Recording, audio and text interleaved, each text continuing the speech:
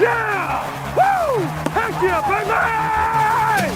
Rivers gives to Sproles, angling left, has room, 15, 10, 5, jackpot! He got it! He got it! He got it! Touchdown, Antonio Gates! 112 career touchdown catches. That's the most by an NFL tight end all time. I would have hoped that people would have figured it out. I just like to play football. This is Score More with Garrett Sisti. Let's go! Hey, welcome everybody. Welcome to Score More. Thank you, Score Morons, for joining us for another episode of Score More with Garrett Sisti. I know Eddie appreciates it. I appreciate it. So today, again, got to get creative. Not a fun loss against the Lions. Some of them are whatever, but man, with a game that close, where you score that many points, give up that many yards on defense, it's a tough pill to swallow. So I don't want to do any spotlight, any not light. None of that really makes sense. You don't even want to watch it. So let's just skip it. Let me give you 3 reasons why you should still be optimistic about the Chargers, at least reasons to still watch the Chargers and root for them. I will kind of recap what's going on in the NFL a little bit, but this is going to be a real quick one. I don't really want to get into all the minutia of the game because, again, you're not going to watch that. But what I do want to do off top, and I know it's maybe a little touchy-feely for some of you, but I just want to say, Jamie and I kind of mentioned it at the end of the TLR roundtable last night. Jamie and Craig and I really, really appreciate your guys' support. I know I do. And again, I know Eddie does. But, we've moved the show to 5 days a week, and it's really been much better than we had expected. I mentioned it last night, but our listening audience is incredible. And it's the numbers we're racking up on this podcast is just amazing. And the numbers really don't matter because I go over to YouTube and they're like not even scratching the surface of what we usually get on a podcast.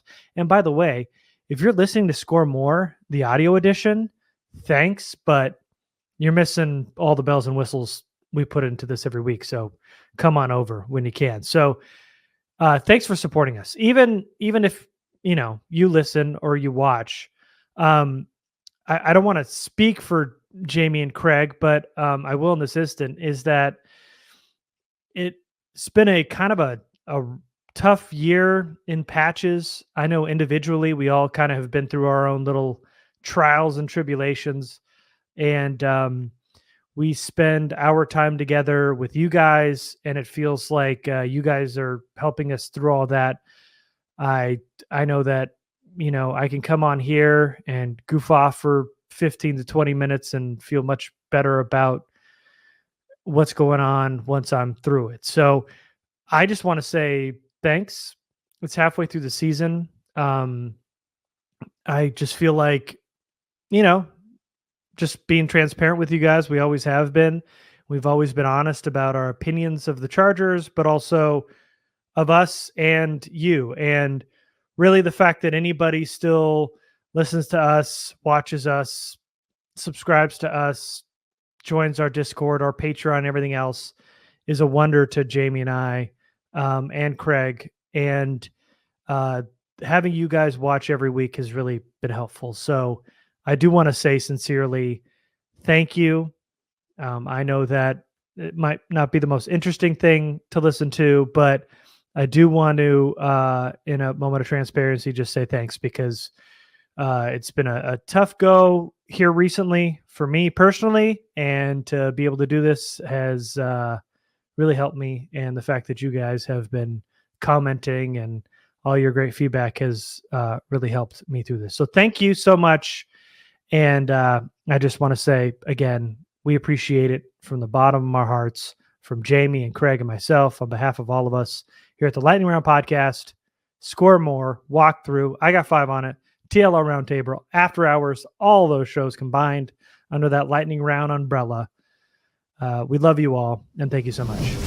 All right. Now, Let me give you 3 reasons why you should be optimistic. At least you should still be watching the Chargers.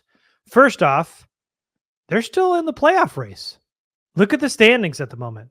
They are a game away from getting within the 7th seed, and they are just 2 games away from the Jags sitting at 6-3, who are the current 3 seed in this scenario. They're right in the mix. The Ravens, Browns, Steelers, Bengals, they are all going to beat up on each other, which should help in the playoff race. Same with the Jags, Colts, and Texans. Look, it has not been pretty. And what they can do if they make the playoffs is a whole nother story, but the season is not lost. Now, they got to go on a run. They got to beat the teams that they should beat, and then hope that they at least steal one from the teams that they shouldn't beat, like the Ravens, the Bills, and the Chiefs. So if they can steal one of those, you finish the season at 10-7, you feel a little bit better about your situation, and you probably get in the playoffs at that point. So as long as they take care of business, starting with the Packers this weekend, beat all the teams they should. I know Denver's going to be a tough out, especially that game in Mile High. But if they go and beat those teams that they're supposed to, and hopefully steal at least one between those 3 teams that are kind of fighting at the top here, between the Ravens and the Bills and the Chiefs, they have a chance. Number 2, look at how good Kellen Moore looked this weekend. That offense was humming. Chargers finally had something cooking on offense, even though they couldn't run the ball. Some amazing throws from Herbert, some ballsy calls from Moore to finally help add some firepower to this offense, even without Mike Williams and Joshua Palmer. That was the biggest takeaway.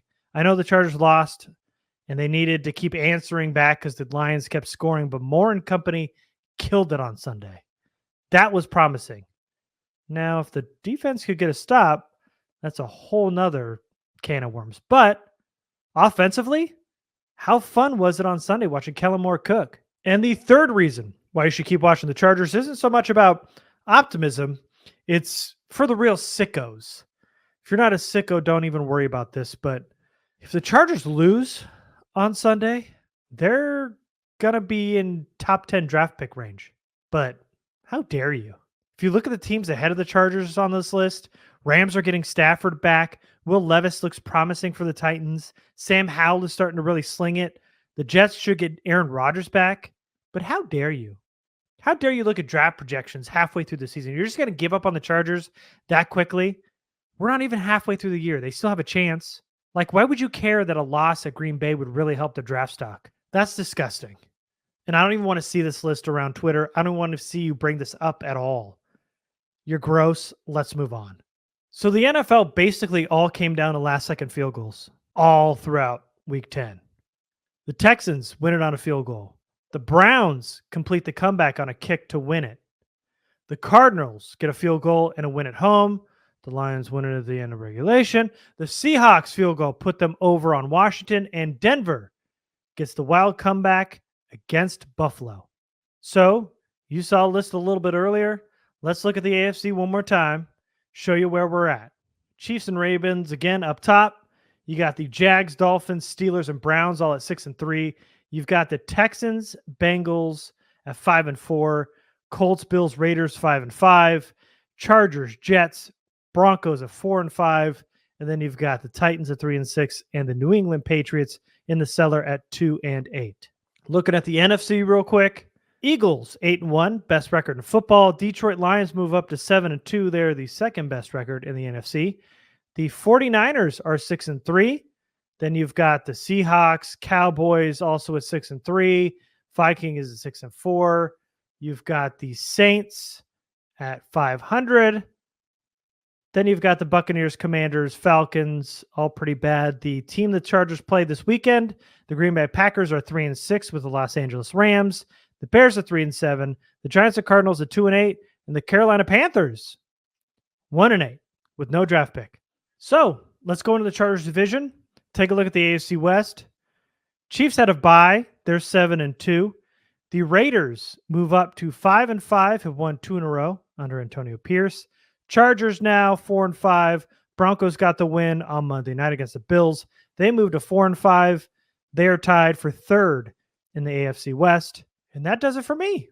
here on Score More. So thanks so much for listening, watching, subscribing, all that good stuff to me here on Score More. Quick little podcast for you, little quick hitter. Thanks so much for watching. I appreciate you guys, and I will see you next time. Thanks, Score Morons.